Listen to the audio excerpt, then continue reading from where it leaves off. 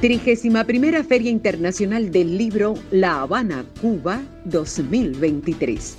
Del 9 al 19 de febrero en la Fortaleza San Carlos de la Cabaña y el Centro Histórico de La Habana. Con la premisa martiana Leer es crecer, tendrá como temática la lectura inclusiva, dedicada a los escritores Araceli García Carranza y Julio Travieso Serrano. País invitado de honor, Colombia. Feria Internacional del Libro La Habana, Cuba 2023. Leer es crecer. Bueno, muy buenos días para todas y para todos. Muchas gracias por la presentación y muchas gracias, Margarita, por esta invitación que disfruto tanto, además porque quiero mucho la Biblioteca Nacional, a mis amigos bibliotecarios cubanos, y ya es el 5º año consecutivo que estoy aquí con ustedes, afortunadamente.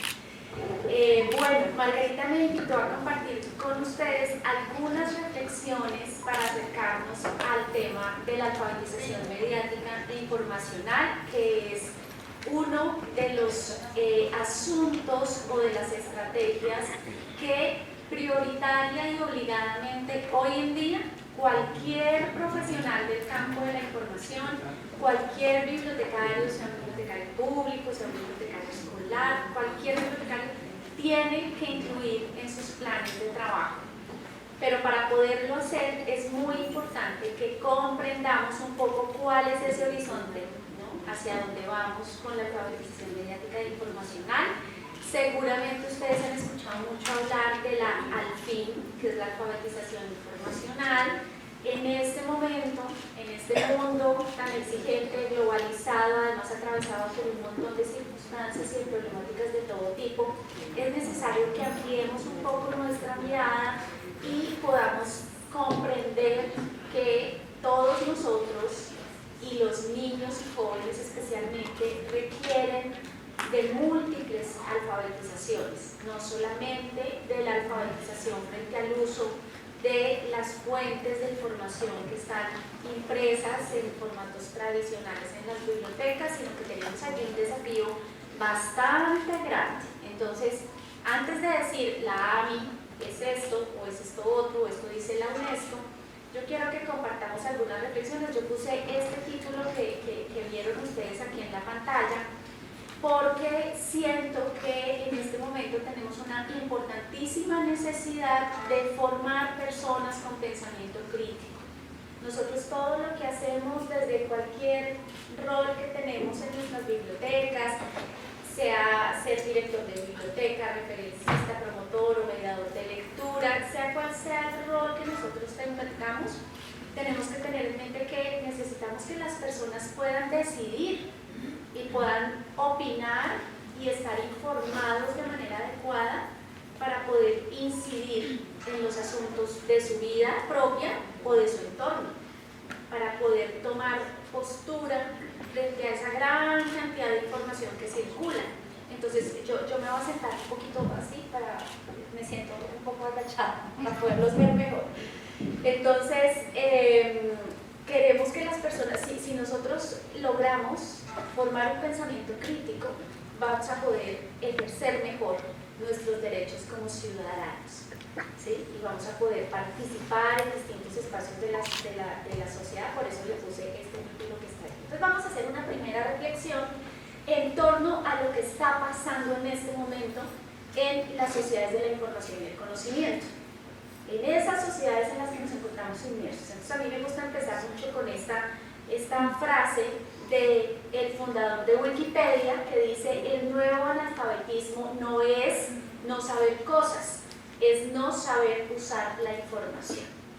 Eso es clave que lo sepamos. Nosotros, cuando accedemos a la información, para los chicos que están aquí, que me alegra mucho verlos y que están acompañándonos, cuando uno accede a cualquier tipo de información, lo hace para algo, ya sea para responder una tarea de la escuela, del colegio, o para invitar a la novia a salir, o para ver aquí mi amigo que habló de este tema, de qué es de lo que está hablando. Entonces, ¿eso qué quiere decir?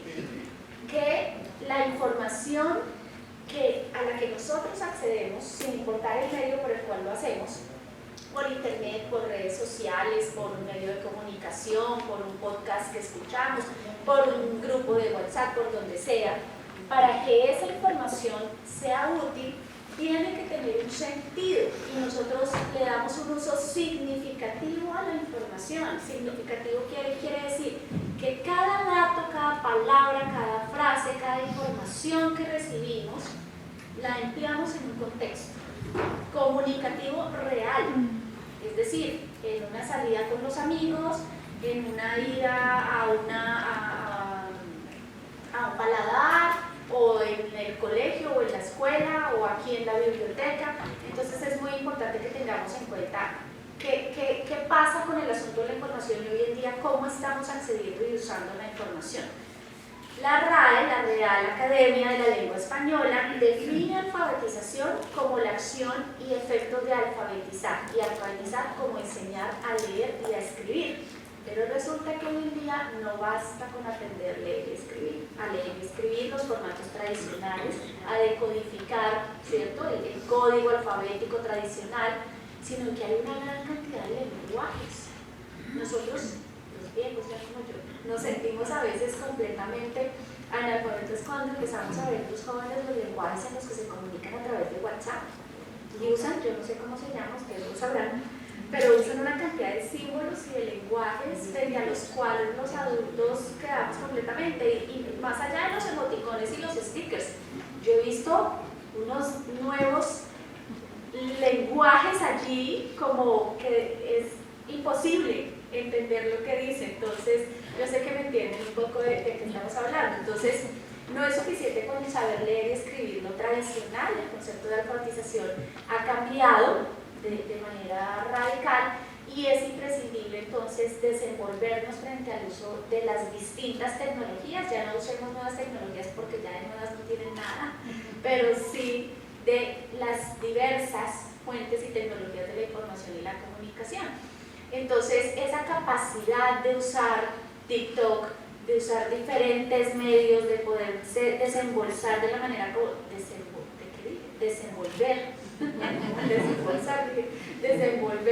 cómo se desenvuelven los chicos hoy en día es impresionante, y hay ahí toda una pericia y un dominio y una habilidad que hay que saberla manejar muy bien, porque no basta con saberla manejar, sino con tener un criterio muy claro para poder evaluar y discernir qué de toda esa información que estamos accediendo es válida o no, que puede ser una información confiable y que no. Yo ahora les voy a dar un montón de pistas y de recursos muy útiles que ustedes pueden pillarse en las redes y en internet para saber si una información es cierta o es falsa, si una fuente es válida o no es válida. Entonces es muy importante poder hablar de este tema. Entonces, ¿qué pasa en este campo de la sociedad de la información y el conocimiento? Que tenemos nuevos entornos, entonces surgen nuevas prácticas en torno al acceso a la información, en torno a la lectura y la escritura, y nuevos sujetos lectores. Los estudiantes de hoy en día no son los mismos estudiantes de cuando nosotras estudiamos bibliotecología, yo hace 25 años, no, son completamente diferentes, y eso tenemos que aprenderlo a leer. Entonces resulta que los jóvenes que tienen menos de 18 años son nativos digitales, ¿cierto? Y estos jóvenes son la primera generación que conoce desde su infancia un universo absolutamente mediático, diversificado, atravesado por el internet, las redes sociales, YouTube, todos estos distintos medios, los iPods, los videojuegos, todo esto. Entonces yo vi el mundo sin internet, o sea, yo sé que eso como que es inconcebible, pero también lo vimos sin celular. Usábamos una cosa que se llamaban beepers, que solamente le llegaban a uno unos mensajes que cuento de mandar picones, o de smartphones no existían, ¿sí? Entonces nosotros, ¿qué hacíamos cuando teníamos que acceder a la información? Dependíamos de lo que nos diga el profe, ¿cierto?, el maestro, o de lo que nos dice la biblioteca. Y peor aún cuando son esas bibliotecas en donde todo lo que va a acceder el usuario depende de lo que el bibliotecario quiera entregar. Bibliotecas en donde cualquier libro tiene que pasarse al bibliotecario y no voy yo de manera autónoma, libre, a poder seleccionar la información, ¿no? Ahí sí que es peor, porque entonces, si yo tengo esta necesidad de información, es como si fuera a ir a pedir una bolsa de leche o pan a la panadería o algo así. Tome, esta es su necesidad, aquí le doy. No. Ahora es distinto. Si nosotros o los que tienen internet en este momento, si yo digo en este momento una palabra que suena por allá rara, así como esa que digo ahorita, embolsado, no sé qué cosas, ¿qué es lo primero que uno hace cuando no entiende algo? Busca, ¿sí o no? Googlear. Entonces va, se mete y busca de una la palabra. ¿Y qué hace uno? ¿Se queda con qué? Con lo primero que le entrega Wikipedia. Claro, Wikipedia es un invento maravilloso, pero Wikipedia tiene información muy confiable y otros no tanto, porque Wikipedia es una red social de conocimiento que alimentamos todos.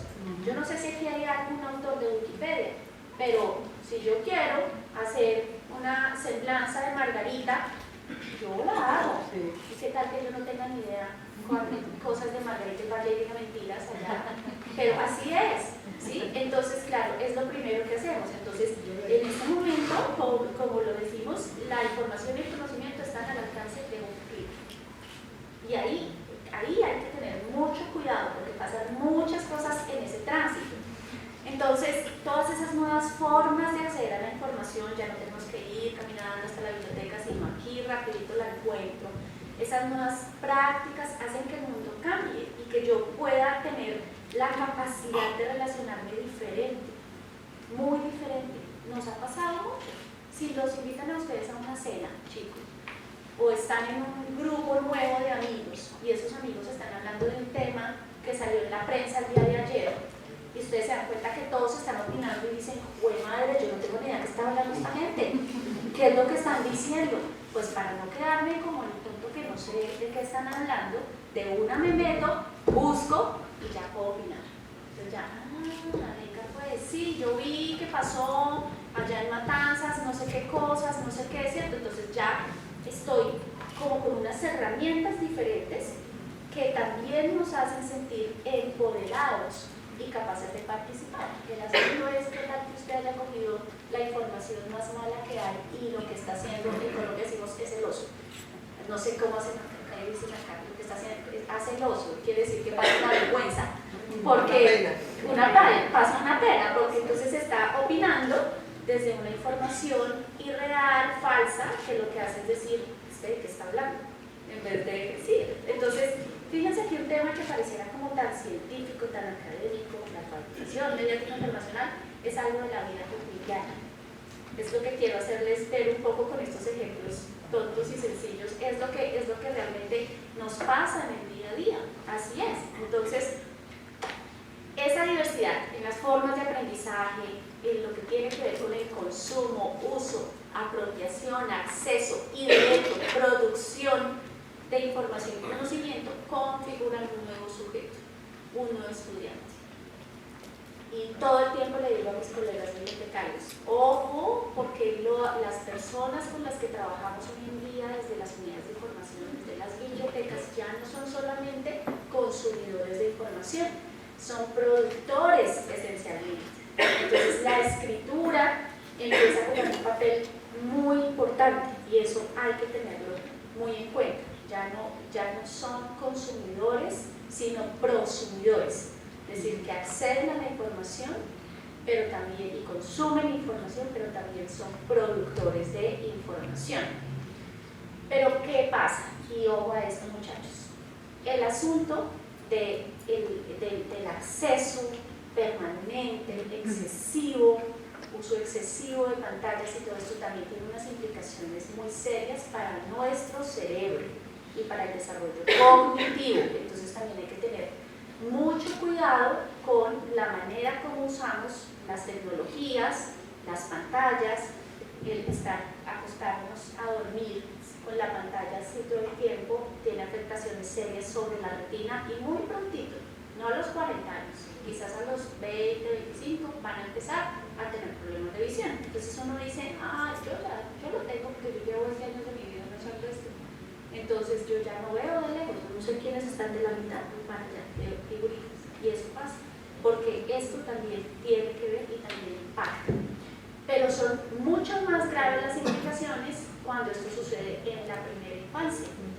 Porque los niños, cuando son pequeñitos, tienen que poder desarrollar su motricidad gruesa, poder desarrollar todo el aspecto socioemocional, el compartir con otros niños, el poder pertenecer a entornos grupales, y pasa mucho, no sé qué tanto acá, pero yo lo veo mucho en Colombia, que es el país de donde soy, de donde vengo.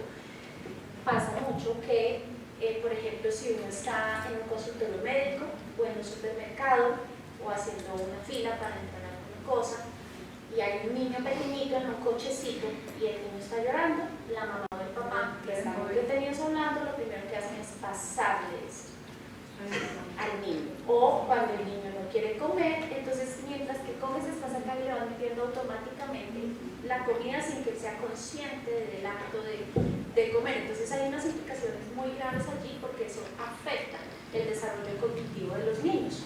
Hay una teoría que es alrededor de una cosa que se ha llamado el efecto Flynn, ustedes también, ¿no es cierto? Sí. Que explica cómo de generación en generación el coeficiente intelectual iba aumentando, ¿sí?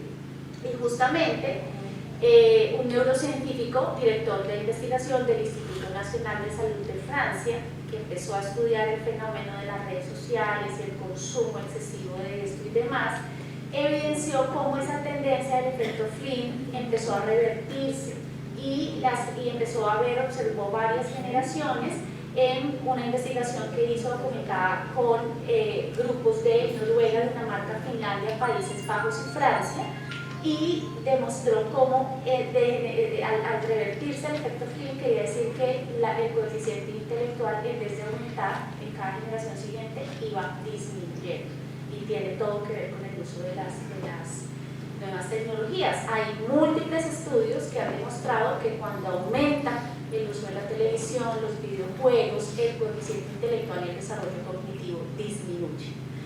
Y eso tiene afectaciones en el desarrollo del lenguaje, en la memoria, en la concentración. Ojo que yo no soy antitecnologías, ni soy de las personas que creen que fuera del salón de clase no se debe usar el celular, ni que en la biblioteca no se deben ver redes sociales, todo lo contrario.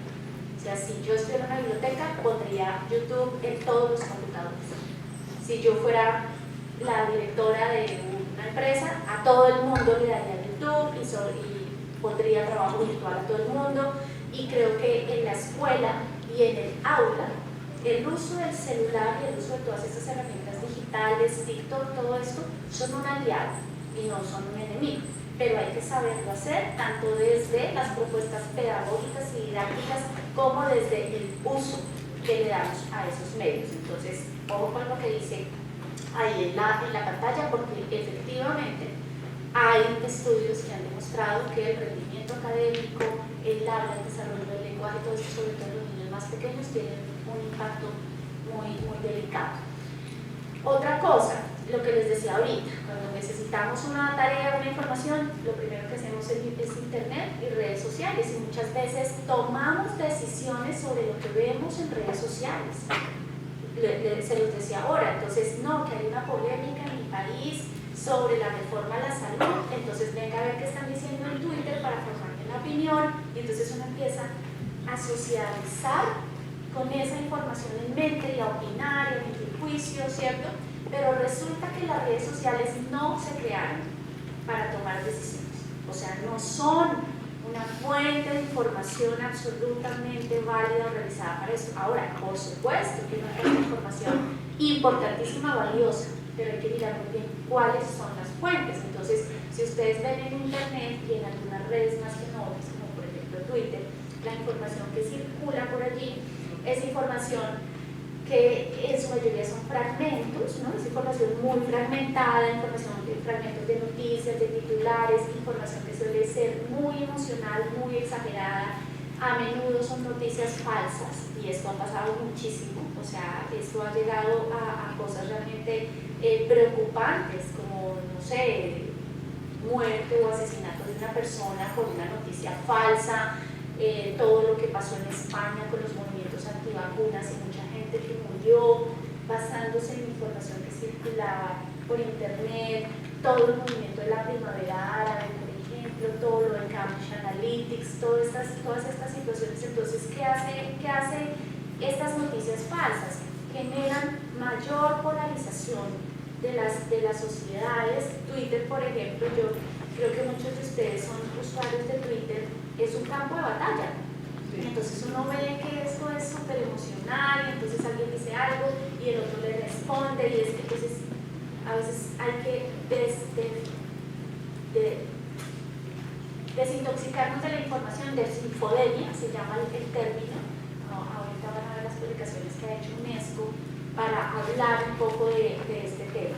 Entonces es importante que tengamos acá. Entonces es muy importante poder distinguir entre la información plana, que no sabemos si es válida o no, y el conocimiento real.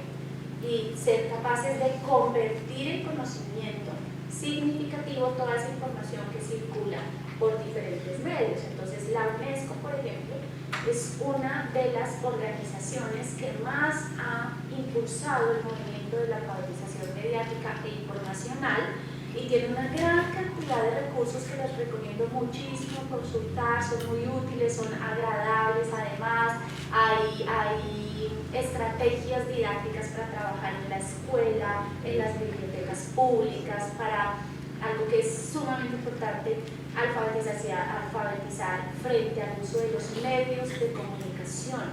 Cómo validar cuando la fuente de información a la que estamos accediendo no es una fuente confiable, ¿sí? ¿Cuál es la información que realmente vale la pena acceder? Aquí yo traía, esta presentación tiene algunos videos que no vamos a poder ver en este momento porque no tenemos acceso a internet, pero yo la voy a dejar para que ustedes la puedan circular, usar, copiar, mejor dicho, compartirla como quieran. Es chévere que vean esos videos porque son videos que ilustran de una manera muy dinámica esto que les estoy contando. Learn to Check es una organización española que ha desarrollado un montón de recursos para trabajar en el aula con estudiantes sobre cómo aprender a chequear, como dice, a validar la información. Y bueno, esta es la UNESCO sacó esta campaña que se llama Piensa críticamente, haz clic sabiamente, ciudadanos letrados en medios e información, así tal cual lo pueden encontrar. Y en la pandemia, que fue un momento en el que se exacerbó esto a su máxima potencia, el tema de las noticias falsas, pues naturalmente, ¿no? Porque claro, todos estábamos, el uso durante la pandemia de internet se masificó. O sea, la pandemia hizo que muchas personas que incluso nunca habían usado redes sociales entraran al mundo digital. Personas que no tenían o que no hacían transacciones de comercio electrónico, que no podían desplazarse, empezaron a usar la parte, ¿no? Ser usuarios del comercio digital. O simplemente no podemos comunicarnos con nuestros hijos que están en otra ciudad o así sea en la misma, pero cuando aquí en Cuba no sucedió tanto, pero en otros países en donde esto fue de verdad la cantidad de muertes, los periodos prolongados de cuarentena, ya está, se me olvidó el nombre de cuarentena, de no poder hacer nada presencial. Eso hizo que muchas personas, tenemos casos y hay estudios de esto, de adultos que jamás habían visto un concierto por internet, porque no sabían de la existencia de YouTube y estas cosas.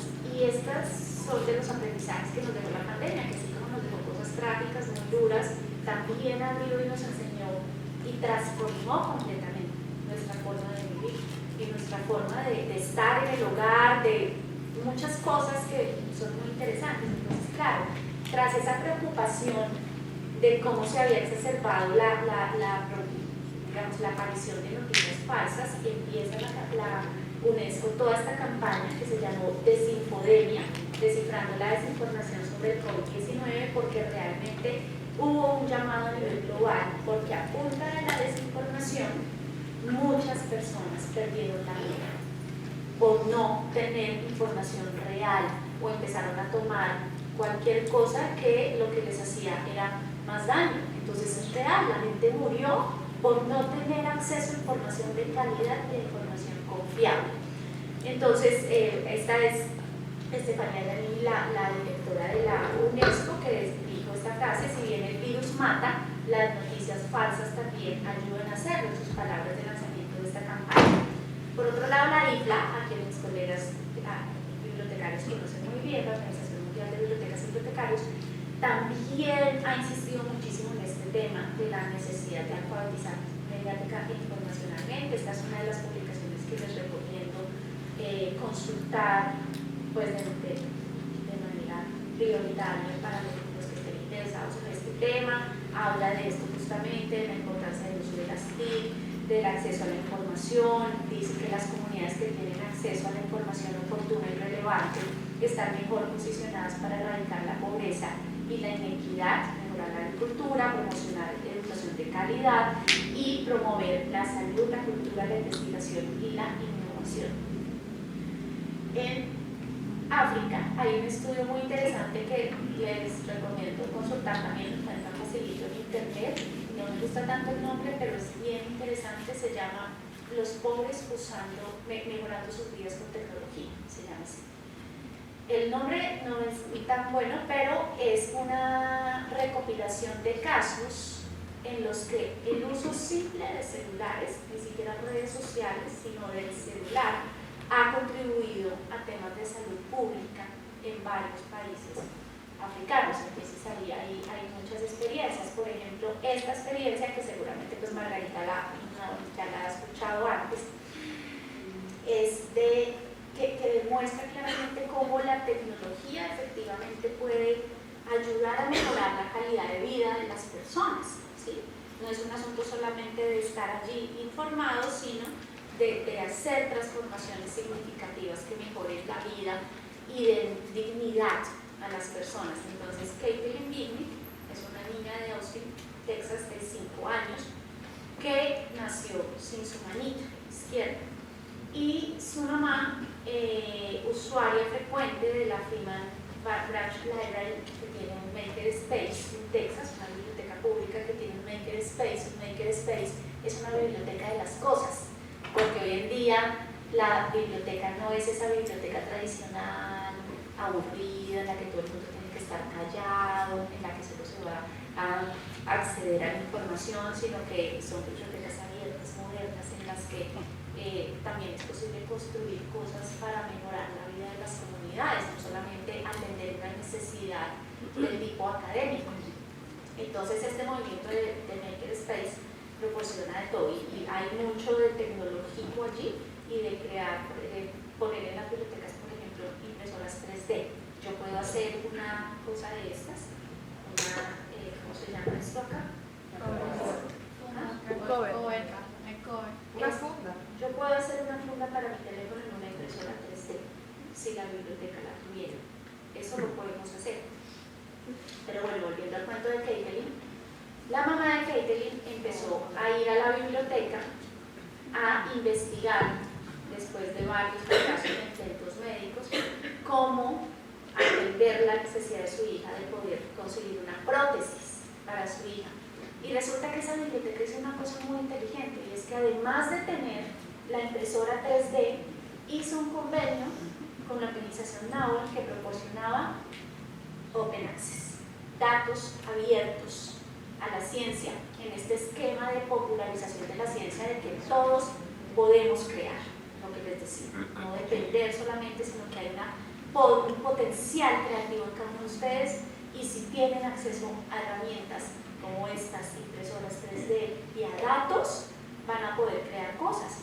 Entonces esa biblioteca tenía el Makerspace, pero también tenía el convenio, y entonces la mamá empezó a ir a la biblioteca y descubrió cómo construir, cómo fabricar en el Makerspace la prótesis para su hija. Y ahí ven a Caitlin con la mano que le fabricó su mamá en la biblioteca, de manera gratuita, sin tener que pagar tratamientos médicos costosísimos, sino que ella misma, con lo que le dio la biblioteca, construyó su mano, y ahí va con su hermanita con la prótesis hecha por su mamá en una biblioteca pública. Entonces para eso sirve la tecnología, y es muy importante. El segundo eje al que me quiero referir, el asunto de la ciudadanía y la participación. La escuela resulta que es el lugar en donde se configuran las visiones del mundo. O sea, nosotros pasamos mucho tiempo de nuestra vida en el ámbito escolar, en la escuela, es el lugar por excelencia donde tienen lugar esos aprendizajes, en donde principalmente configuramos de forma permanente ideas y nociones sobre el mundo. Entonces es la escuela, justamente desde esa comprensión, la primera instancia llamada a trabajar estos temas y a promover la participación. De hecho, lo mismo UNICEF, esta publicación que ven ahí, promueve estrategias para cómo con niños incluso pequeñitos empezar a empoderarlos, porque la voz de los niños también cuenta, es muy importante. Entonces los niños también tienen derecho a participar. ¿Y participar qué quiere decir? Ser informado. Siempre, alguien dijo eso hace poco, aquí en la feria, no recuerdo quién en este momento, en uno de los discursos inaugurales o algo así, habló de eso, de que a los niños casi nunca se les tiene en cuenta, ni a los jóvenes. O sea, vamos a tomar una decisión en la escuela y es como, esta es tu escuela, este es el colegio donde vas a ir a educarte, pero esa escuela muchas veces no contempla la voz y las opiniones de los niños en muchos casos, y en muchos países pues sucede eso. Entonces tienen que recibir información, por supuesto es la primera condición para poder participar sobre los asuntos que les interesan, ¿cierto? La segunda es, tienen derecho a emitir opiniones. Entonces esto tiene que ver con la oportunidad de niñas, niños y adolescentes de contar con espacios en los que puedan expresar libremente sus ideas, aportar, sentir que también están construyendo, ¿no?, sus entornos. Tercero, derecho a ser escuchados, ¿cierto? Que sus opiniones no solamente sean tú qué piensas allá, sino efectivamente dialoguemos, y eso que estás diciendo es clave por esto, o contribuye o es realmente un insumo, un contenido fundamental para lo que se está debatiendo, y a incidir en las decisiones. Entonces, en este esquema, pues hay que tener en cuenta que esto no es como si te doy la palabra, en turno no sé qué, sino que realmente tiene que haber todo un esquema, por decirlo así, de gobernanza y orgánico que permite, genere esas condiciones para que esa participación, incluso infantil, incluso desde la escuela, se dé de manera efectiva, que esas opiniones no sean tergiversadas, se tengan en cuenta de una forma apropiada, que no haya restricciones para expresar las opiniones, en fin. Entonces hay un conjunto allí entre lo que quiere decir el proceso de aprendizaje, ¿cierto? Para poder, muchas veces los enfoques de aprendizaje tienen que ver solamente con un ámbito y es el de ser productivo en la sociedad. Creemos que aprendemos solamente para poder tener un trabajo y para poder generar ingresos y acceder a ese mundo económico, pero resulta que no. Nosotros somos sujetos de aprendizaje a lo largo de la vida y aprendemos todo el tiempo, y no solamente cuando estamos insertos en el sistema educativo formal. Ahí uno termina un modo de aprender, en unas estructuras pedagógicas allí, pero en cualquier entorno, a cualquier espacio, en cualquier comunidad, nosotros siempre estamos aprendiendo hasta que morimos, desde que nacemos hasta que morimos. Por eso el enfoque de aprendizaje a lo largo de la vida es otro de los enfoques que tenemos que incorporar, no solamente en nuestro discurso como bibliotecarios, sino en las propuestas que nosotros hacemos, y hablar específicamente de esto que les estaba hablando, de la necesidad de que a través de ser sujetos alfabetizados plenamente, podamos ser sujetos plenos de la palabra y del ejercicio ciudadano para poder empoderarnos y poder participar. ¿Ustedes alcanzan a leer esto que dice acá, allá atrás? ¿Sí? ¿Lo lees para tus compañeros? ¿Sí?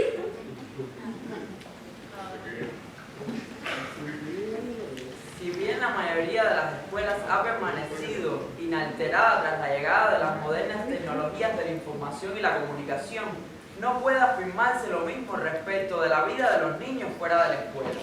Muy por el contrario, Hoy la infancia se encuentra atravesada y está incluso definida por los medios modernos, la televisión, el video, los videojuegos, internet, los teléfonos celulares y la música popular, así como la inmensa variedad de mercancías vinculadas a los medios que constituyen la cultura contemporánea del consumo.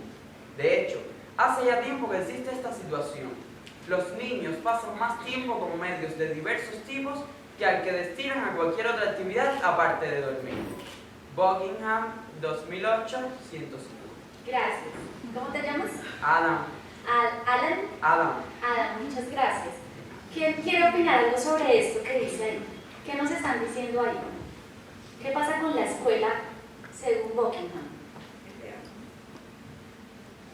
Que muchas veces la escuela va un paso atrás de la realidad de sus estudiantes.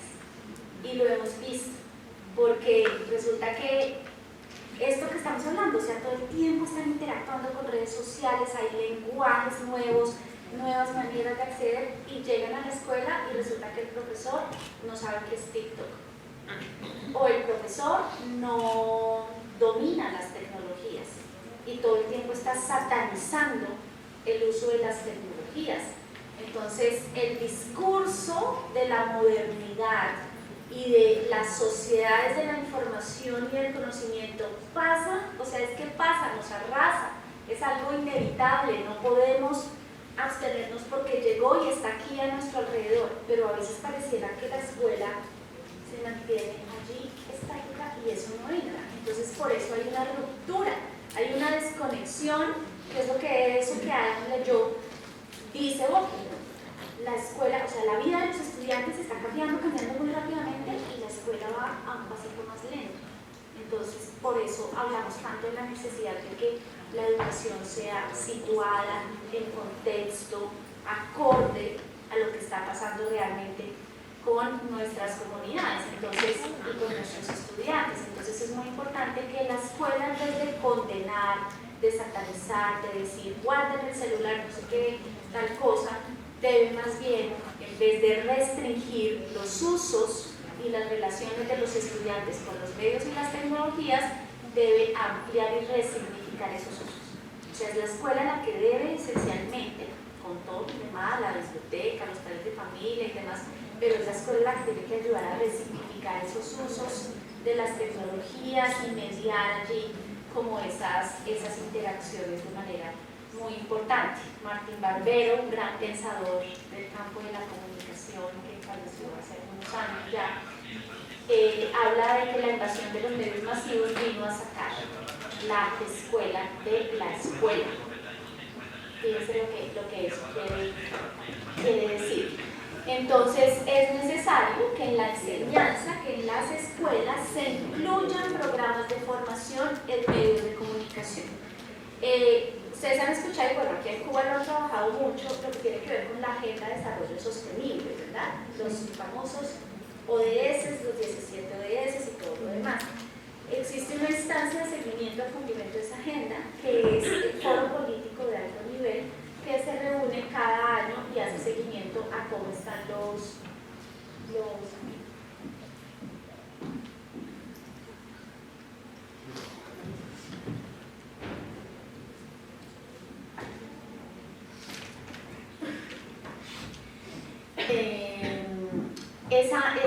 ese foro político de alto nivel hace seguimiento, entonces ya digamos que hay un atraso grande frente al cumplimiento de esas 169 metas de los Objetivos de Desarrollo Sostenible, y muchos de esos tienen que ver con asuntos relacionados con que no hemos tenido, lo que pasó en la pandemia, el ejemplo que te decía, no hemos tenido el acceso total, en términos de calidad, de cantidad y demás a la información que necesitaríamos para poder contribuir al logro de esos objetivos de desarrollo sostenible. Entonces, bueno, vamos a hablar ya con este contexto en mente de lo que es la alfabetización mediática e informacional, que es esta alfabetización que abarca distintas competencias que van a permitir que todas las personas podamos buscar, evaluar críticamente, utilizar y enriquecer la información y el contenido de la información que circula por los medios de comunicación, ¿sí? Para que lo podamos hacer de manera adecuada.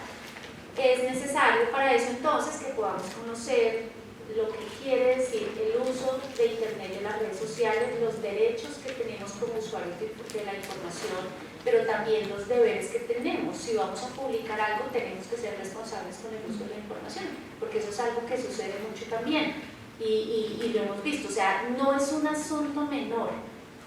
Cuando nosotros usamos de manera inadecuada el WhatsApp o Instagram o cualquier red social y hacemos un comentario inapropiado sobre el otro, eso puede desencadenar en asuntos muy delicados de bullying, de xenofobia, profundizar el racismo, profundizar temas que agudizan la exclusión social que algunas personas pueden vivir o las problemáticas que una persona puede estar afrontando en su vida.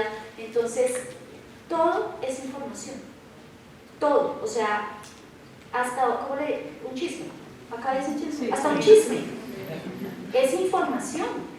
Y por eso ese discurso de que la información es poder y no sé qué, que todos repetimos, es absolutamente cierto. Cualquier información que nosotros tenemos puede desencadenar cosas muy positivas o cosas negativas. Entonces tenemos que, esto que dice acá, un poco, colaborar con los medios de comunicación, las tecnologías de información y la comunicación como productores de información y contenidos para promover la igualdad, la expresión personal, el pluralismo de la información y de los medios, el diálogo intercultural e interreligioso y la paz. Resulta que nosotros creemos que, no, es que esta es mi red social, no importa, yo la manejo como quiero, me expreso como quiero, digo lo que quiera del otro, publico lo que quiero. Hoy en día, en el campo laboral, cuando uno va a presentar una entrevista, conozco varios países en donde esto está pasando, y cuando uno va y dice, yo quiero trabajar en esta fábrica, yo quiero trabajar en esta empresa, quiero trabajar en esta universidad, los departamentos de recursos humanos adivinen qué es lo primero que hacen. A mí me pasó en mi país. Una ministra de Cultura me entrevistó para ser directora de la Biblioteca Nacional y me dijo que sí, que le encantaba mi hoja de vida. Y al día siguiente la misma ministra me volvió a llamar y me preguntó, en esos días en mi país estábamos viviendo el plebiscito por la paz. Los ciudadanos colombianos votaban sí o no al proceso de paz. Y yo voté que sí, por supuesto. Y yo soy muy activa en mis redes sociales, sobre todo en Facebook y ahora en TikTok no estoy, no sé, pero en Instagram y en Twitter sí. Y entonces yo tenía llenas mis redes sociales de invitando, ¿no? Como vamos todos, queremos una Colombia en paz, vamos a votar por el sí al plebiscito, no sé qué. Y la ministra que era del gobierno de derecha, que estaba promoviendo el no, me preguntó, me quería hacer el bracito y yo quería a la ministra muy respetuosa y muy linda a ella. Te quiero preguntar una cosa, ¿tú has hecho activismo en redes sociales?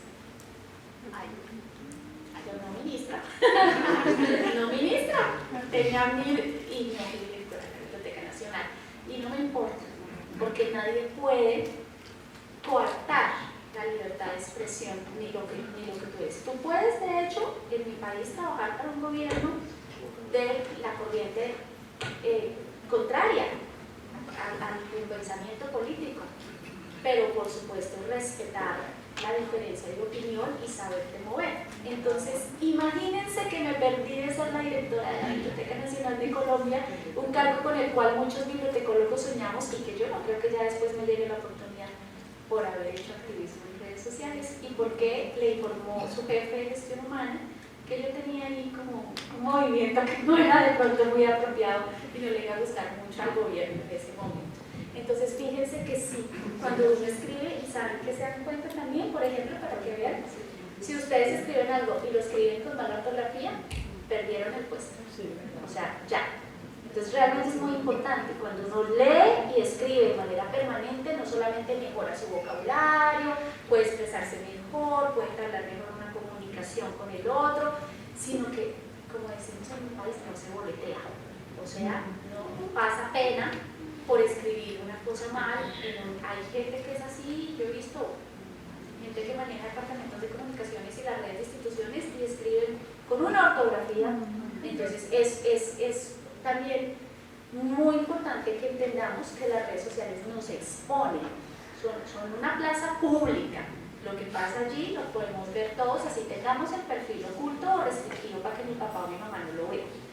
Los demás lo están viendo, entonces ojo porque ese uso es muy complicado. Este es un video que no va a funcionar, pero que los invito a ver en esta plataforma de Check, que habla justamente de todo esto que está pasando. Entonces, nuestro mismo amigo, ¿quién más quiere leer? ¿Otra persona? Para que yo pueda leer. De por aquí de este lado, que están como apagaditos. ¿Quién ve bien y quiere leer eso?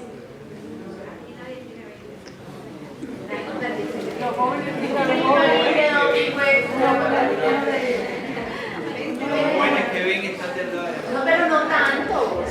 ¿Así participan en el colegio? Vamos, tú misma. Tú misma, dale. Entonces aquí una de las chicas de este lado. ¿Quién quiere leer? ¿Tú? ¿Tú tienes gafas? ¿No? Yo no veo.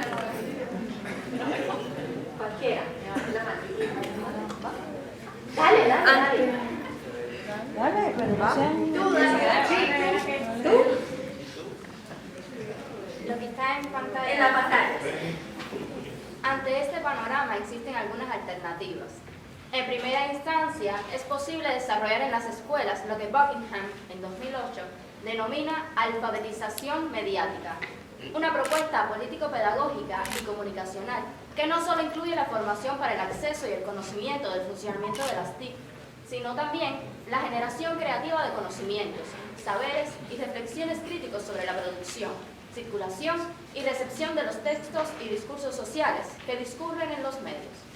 Para este autor, la alfabetización mediática extiende, en términos cuantitativos, y amplía, en clave cualitativa, la concepción clásica de alfabetización, pues concibe a los medios masivos de comunicación como instituciones que producen y reproducen cultura, hegemónico dominante, en términos de Stuart Hall, 1994-1987, y se encuentran condicionados por fuerzas económico-sociales, necesito ponerme de pie, y políticas.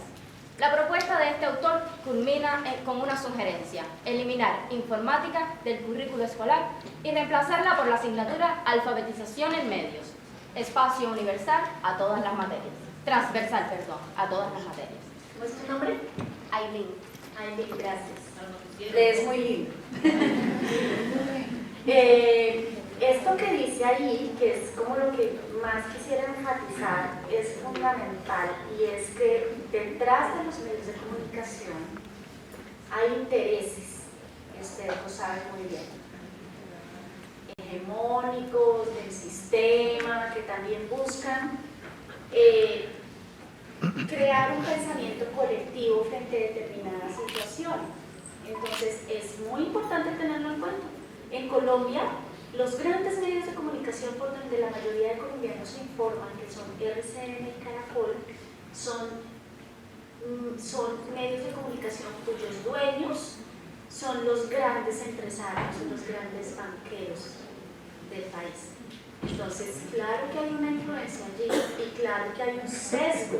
Por eso a veces algunos optamos como por el periodismo independiente, por tener otras fuentes de información, pero ojo también porque allí tiene estas implicaciones de los condicionamientos de esas fuerzas económicas y políticas que hay frente a los medios de comunicación. Entonces, es un gran paso que se está dando a nivel global frente a reconocer públicamente que esto pasa. O sea, que seamos conscientes de que somos sujetos influenciables por los medios de comunicación y que eso determina nuestra forma de pensar y puede generar catástrofes, guerras, problemáticas de salud pública, una gran cantidad de consecuencias de índole mayor. Entonces, a nivel global sí podemos decir que hay un consenso sobre la alfabetización mediática de información. sobre la necesidad de alfabetizar mediática e informacionalmente. ¿A usted qué le sirve como bibliotecólogo hacer una capacitación en Anfin y decir, así se usa la enciclopedia, así se usa el diccionario, esto es un tesauro, si los estudiantes de hoy en día no usan nada de eso?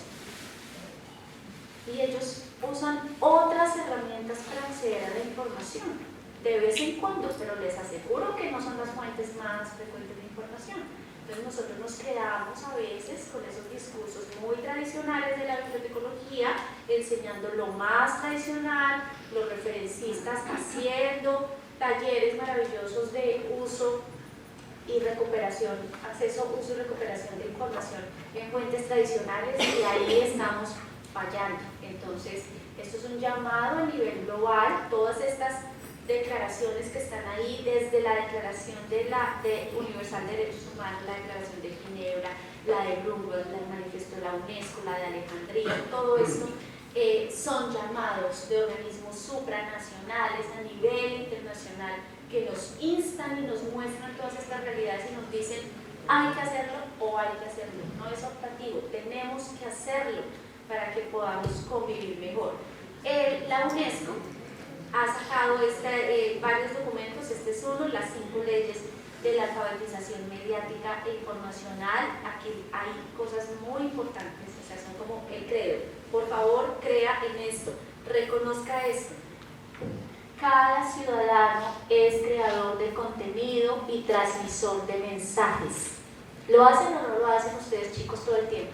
Cuando escriben un tweet, cuando publican un video, eso es contenido. Entonces ustedes ya no son usuarios allí pasivos, no, ustedes están creando, tienen un potencial creativo inmenso, ¿sí? Todos deben ser alentados a comunicarse, transmitir sus mensajes y expresarse, ¿sí? Las leyes de alfabetización mediático tienen un nexo directo con los derechos humanos, que es lo que dice aquí un poquito. La información, la comunicación, las bibliotecas, los medios de comunicación, la tecnología, internet, así como otras formas de transmitir y comunicarse, son usadas como formas de comunicación para el compromiso de la sociedad civil y el desarrollo sostenible.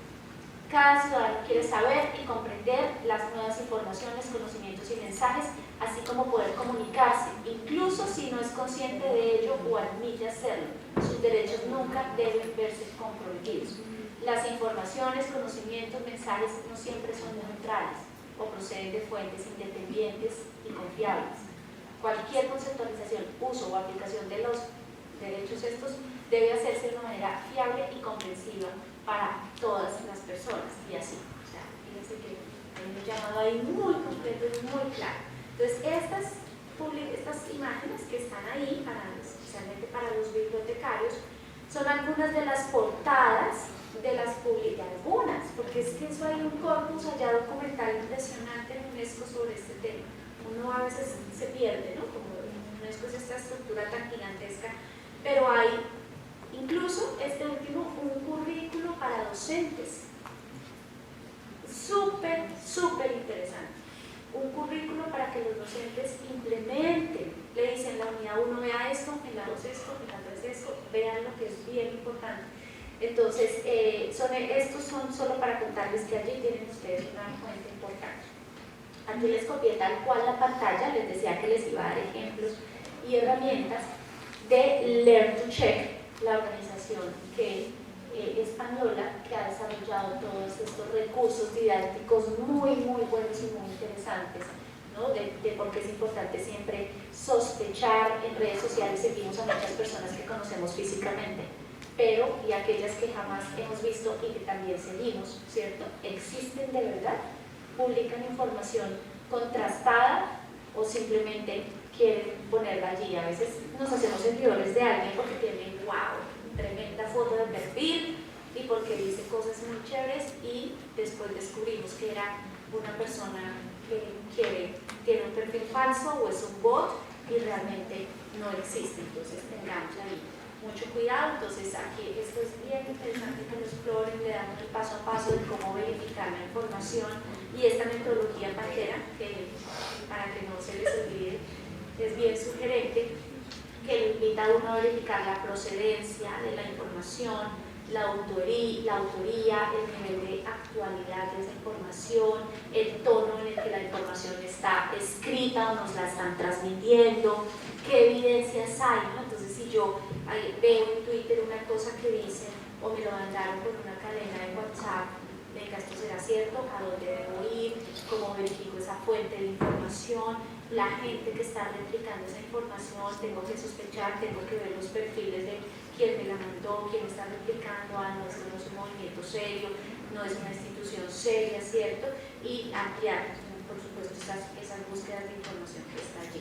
Entonces, bueno, estos son como los ejemplos de la información que está allí para que la puedan ver. Hay juegos alrededor de este tema, videos, guías muy didácticas para poder trabajar en todo este tema. Y bueno, este era otro video con el que ya quería cerrar y decirles que, no sé si tú lo tienes, Margarita, tal vez no, te la puedo dejar en una memoria.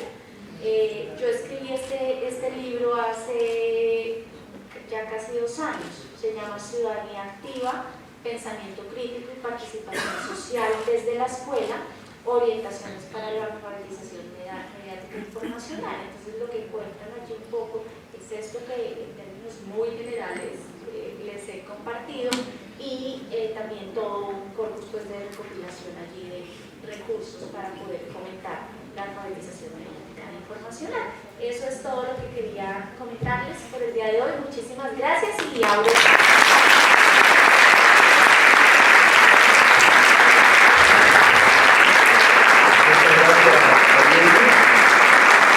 Esta interesante conferencia que nos ha puesto a pensar a todos y a repensar muchísimas cosas, a los que ya los bibliotecólogos que vamos de regreso, como los que van en camino hacia adelante, y que tenemos una buena cantidad aquí, cosa que me alegra mucho que tengamos una presencia importante de estudiantes de la carrera.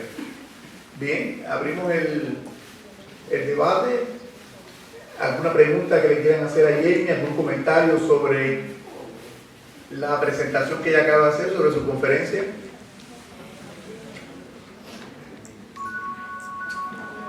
¿Tienen ustedes la palabra? ¿Algún comentario? ¿Los estudiantes? Lo que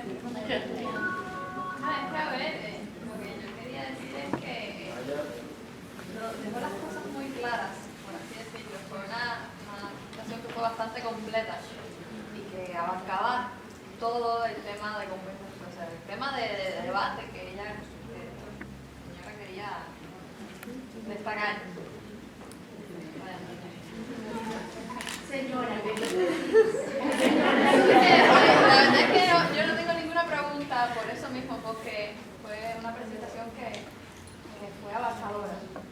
muchas gracias, me alegra escucharlo. ¿Algún comentario? Hola. Solamente quiero hacer un comentario porque me preocupa el que usted haya dicho que qué caso tiene que los bibliotecarios sigamos enseñando las fuentes tradicionales cuando ya no las usan. Yo difiero de su postura porque hay que distinguir entre conocimiento e información. El conocimiento se transmite a través de esos medios tradicionales que creo que deberíamos no llamarles de ese modo, porque cuando se habla tradicionales se asocia con obsolescencia, y los libros, las revistas académicas están ahora en formato digital y los usuarios jóvenes las utilizan. Entonces, los bibliotecarios nos esforzamos por que esas fuentes de información se conozcan y fuentes de conocimiento, pero está muy asociado al modelo educativo. Si los profesores no piden que los trabajos de los estudiantes estén fundamentados mediante la utilización de fuentes válidas, de nada sirve que la biblioteca existe. Entonces, esa afirmación que usted hace pareciera que las bibliotecas son obsoletas, que los bibliotecarios no tendríamos que estar trabajando en eso, cuando sí hay una preocupación fuerte de parte nuestra y también de enseñar lo que usted menciona, que es muy válido, en el sentido de que se valore de dónde se está tomando la información y que no necesariamente pueden usar cualquier tipo de información. Entonces las bibliotecas existen, seguirán ahí y nosotros trabajando en ese sentido. Gracias. Gracias a ti por tu comentario.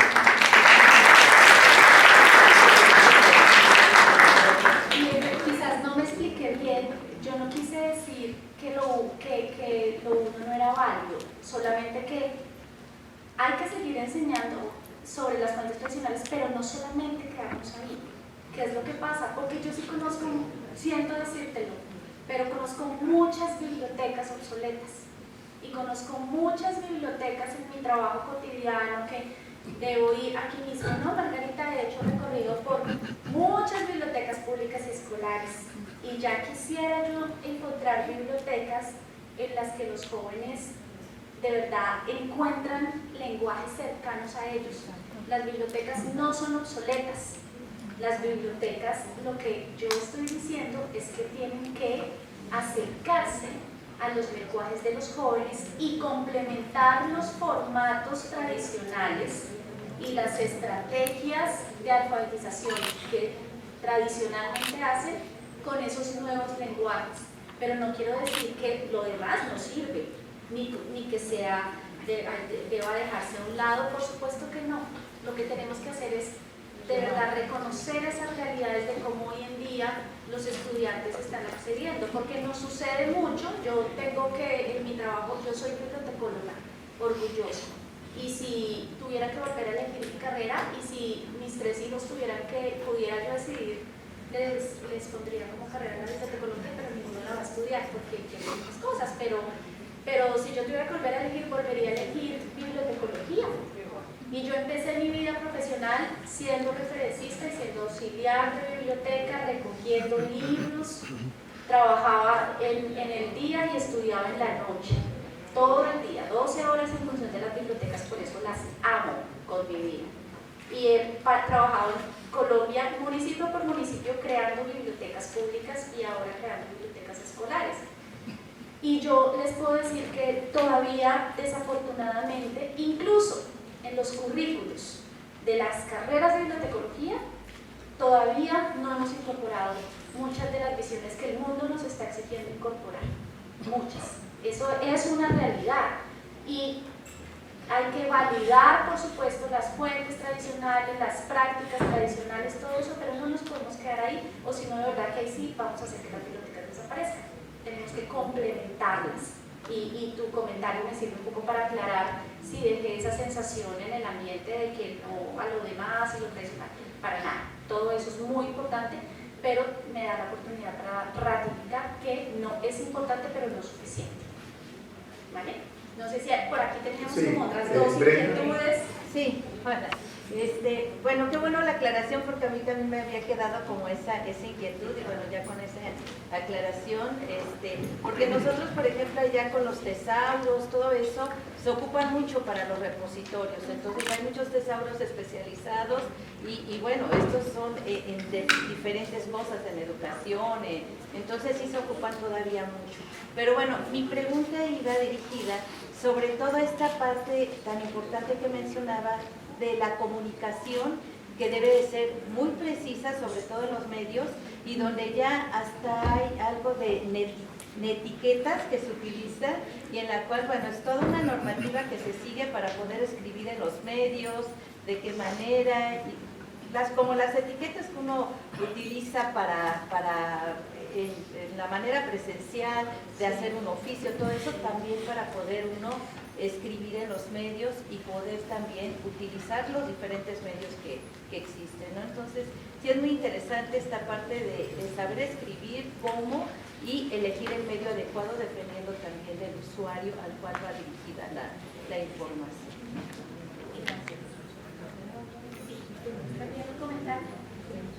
Bueno, con respecto a esto, lo que quería significar es de que el pensamiento crítico tiene un basamento en la formación pedagógica que el bibliotecario pueda tener y pueda extrapolar, en la correlación que hay de todos los servicios que se puedan prestar, los servicios públicos, y entonces en la identificación de todos los medios en los que se puede realizar la alfabetización informacional y cómo va a ser la participación social desde cada uno de los tipos de usuarios que se tienen en este proceso de la alfabetización y cuáles son las aspiraciones que ellos tienen y de qué forma van a compartir el conocimiento que adquieran en nuestras bibliotecas. Y eso es fundamental. Hay una cosa que se está valorando mucho y en uno de los pensamientos había que seguir haciendo reflexión, y es cómo llevar el pensamiento crítico desde la bibliotecología al usuario. ¿En qué aristas? ¿Cómo se mueven esos autores que escribieron de la temática que a ellos les interesa, del recurso que a ellos les interesa, de la forma en que a ellos les interesa? Y es una cosa que en la formación de pregrado y de posgrado de la ciencia de la información hay que seguir insistiendo para que ellos hagan un logaritmo de conocimiento y de entendimiento de cómo asimilar esa información y cómo transmitirla. Así es, de acuerdo.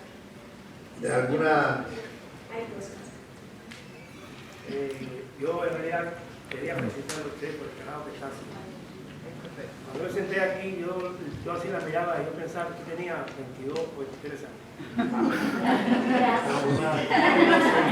Usted tampoco ve bien, ¿sí? Sí, pero uno ve con el corazón mejor que con la vista.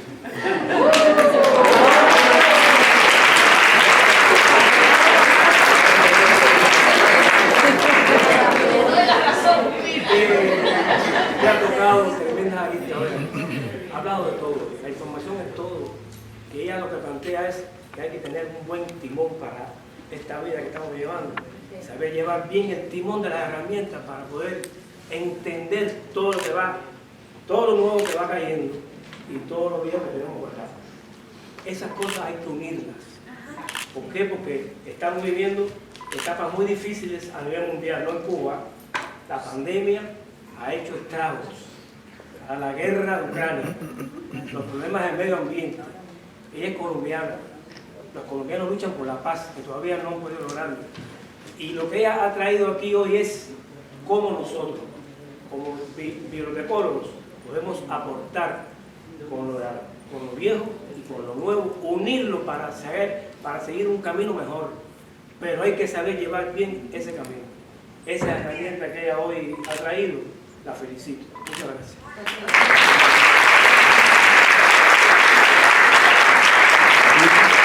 Muchas gracias por sus palabras. Yo siempre digo que, yo les dije que era el quinto año que vengo, ¿no? Y siempre le digo a Margarita, a Enriquito, a todos, que aquí lo único que uno recibe de los bibliotecarios es amor, y es real. O sea, esos son lazos que más que colegas ya nos volvieron una familia y amigos. Y créanme, de pronto a veces uno usa el lenguaje, ¿ven la importancia del lenguaje?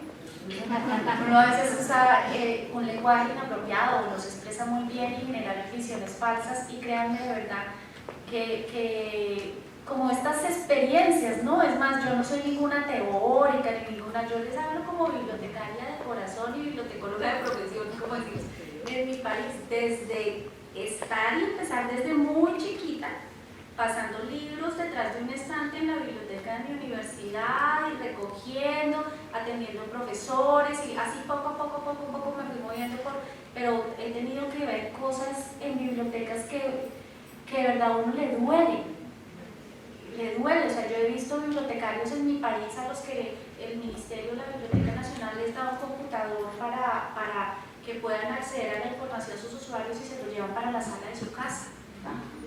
Hay esposas de alcaldes, aquí cómo se llaman los alcaldes, esposas de alcaldes les regalamos una colección de literatura afro e indígena maravillosa, y una edición de lujo para las bibliotecas, y la tienen en la sala de su casa. ¿Sí? Y he visto bibliotecarios que de verdad, así como hay en todas las profesiones, profesionales muy buenos y otros no tanto en todas las profesiones, pero eso tiene que ver un poco con la ética como seres humanos, y como uno es, qué sé yo, médico, policía, científico, profesor, lo que sea, pero uno no deja de ser la persona que es con su historia que trae de su hogar, ¿cierto?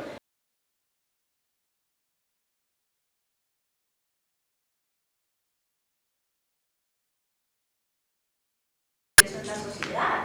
Entonces, cuando decimos pensamiento crítico y esto, es para que pongamos los pies muy bien sobre la tierra y entendamos qué es lo que estamos haciendo y cuál es nuestra responsabilidad para tener una Cuba mejor, una familia mejor, para yo todo el tiempo. Pues esto no es un asunto solamente de la escuela. Yo la información que uso la uso todo el tiempo para ser mejor persona, para hablar ahorita con Margarita, para hablar aquí con usted, para esto, para el diario vivir. Entonces, no es un asunto menor, es de la vida real. Creo que había una pregunta más por allá, alguien más. Sí, claro. A ver, yo puedo decir que tengo el lujo de haber transitado por 3 sistemas de biblioteca. Me formé en bibliotecas públicas, trabajé en bibliotecas escolares y trabajé en bibliotecas especializadas. Le puedo decir que lo que más me ha gustado de todo es el trabajo en biblioteca pública, y retorné a mis raíces, volví a la biblioteca donde me formé. Y en esta biblioteca, que es la Biblioteca Provincial de La Habana, en el diseño que tenemos para la tesis doctoral de las estrategias de animación en la población infantil, una de las cosas que vamos a hacer con la experiencia en los 2 municipios, en Centro Habana y en La Habana Vieja, es un curso formativo para niños, para acceder a las redes sociales y que desde pequeños poderles enseñar cuál información es real y cuál no la es. Por supuesto, al nivel que corresponde, porque vamos a empezar con niños de 3er grado. ¿Por qué vamos a hacer esto? Bueno, porque los niños ya van a la escuela con celulares y ellos están en el aula y a veces son los papás que están llamando para saber si ya te comiste la merienda o si estás en el receso, cómo saliste de esa. Pero a veces es el amiguito que le está diciendo, no me mandaste el huevo anoche que te lo pedí. Y es una cosa normal y común a nosotros en el caso de la salud.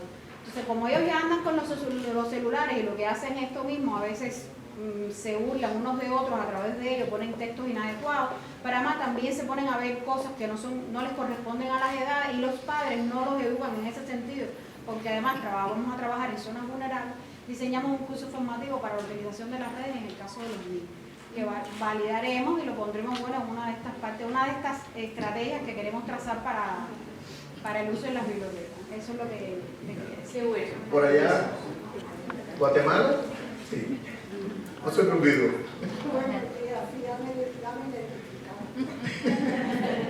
Bueno, sí, yo también quiero reconocer que mi conferencia me ha parecido muy didáctica, aunque es un tema que estamos incluidos muy seguido, pero lo pareció muy atractivo. Y quiero compartirles así que yo también he tenido la experiencia como abuela, que no estoy actualizada al tanto como los jóvenes en la tecnología, en las redes, pero sí con la pandemia tuve que aprender lo que uno solo escuchaba cuando eran, por ejemplo, una maestría o un aprendizaje a distancia, que estaban con la computadora. Entonces aprendí el Zoom, a utilizar el Zoom, y pues sí, creo que uno dice, ay, no, más cómodo lo que hago, está presencial, etcétera, pero también hay que, yo reconozco que presencial está dispuesto que es la primera, después de la pandemia, después del 2020, que estoy aquí, y es maravilloso los amigos, y también porque lo que se dice en las redes sociales, en el WhatsApp, todo eso, nos mantuvo en comunicación, o nos sigue haciendo la vida más inmediata. Pero lamentablemente también el mal uso, por ejemplo, se dice, y así es, que expresan lo que no se atreven en un WhatsApp. Oye, así por los medios, la gente puede expresar o se atreve a expresar lo que no se atreve directamente. Entonces, eso genera una serie de consecuencias, ¿verdad? Fatales, hasta con personas adultas. Este año, así, no voy a decir que yo soy abuela, pero el grupo de padres, entonces, de padres del colegio, entonces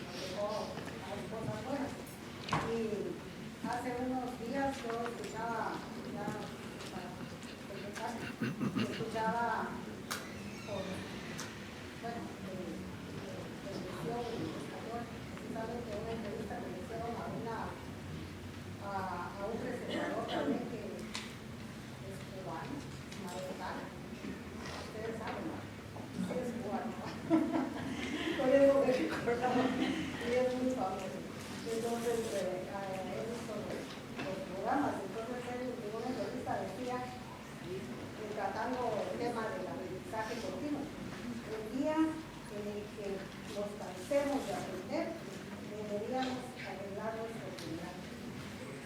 Entonces, eso digo yo, no arreglar mi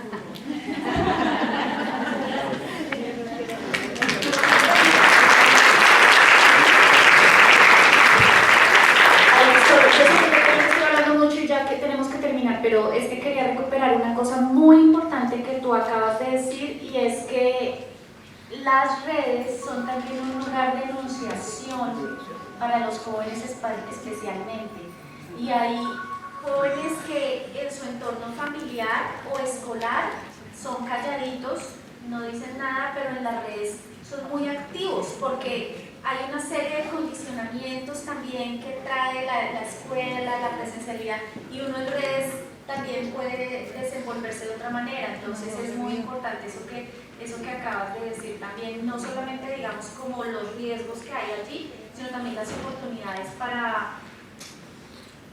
Hay un caso de un joven ruso que tiene parálisis en su cuerpo y él, obviamente, para moverse, para ir a educarse y todo, tiene que estar todo el tiempo en silla de ruedas y él no puede hablar normalmente. Pero gracias a su tablet y a la tecnología que tiene instalada en su tablet, él a través de redes sociales puede comunicarse con jóvenes, comunidades de jóvenes de otros lugares del mundo que ni siquiera saben que él está en silla de ruedas, porque la tecnología le permite expresarse y desenvolverse fluidamente como no lo puede hacer en un entorno físico presencial porque tiene parálisis cerebral. Ya, eso me iba a contar. Vaya, la última. Rápido, que ya sé que todos quieren que se un poco. Me identifico con el secretaria de la pedagógica y la formadora de maestro de la IEM. Mi nombre es Laura García. Decir que estoy encantado, soy de Oviedo, me ha encantado esta ponencia. Y voy a hablar algo rapidito sobre toda la información que es muy importante. Yo también hace unos años me invitaron al Hotel Nacional yo no tenía mi pequeña, y ahí se habló sobre el tema de la informatización, del internet, y bueno, a Dios gracias llegó, y me encantó la historia de la pequeña, yo cogí algunas notas aquí, y hablar lo que es la parte de esta del internet súper importante. A mí me encanta el internet, el que me conoce sabe que yo subo muchas cosas, y principalmente con mi pequeña y mi familia. Lo único que quería hablar así contigo es sobre el tema de la escuela, como de la familia. Cuando usted habló sobre el tema de los niños, que el joven leyó, que no solamente la culpa es aclaración, no es la culpa solamente de la escuela. Necesitamos el apoyo de todas las personas, de la familia, de la comunidad y de la escuela. Porque yo pongo el ejemplo de mi escuela, que en estos momentos la FEN de la escuela está ayudando, aportando, está utilizando la red, los maestros también estamos, los docentes, las bibliotecarias. En el caso de nosotros, las bibliotecarias de Boyer o de toda La Habana, también los concursos. La COVID afectó, como dijo el señor, también afectó, pero nosotros vamos a ir siempre adelante. Es lo único que yo quería y me encantó también. Gracias. Bueno, pues muchas gracias.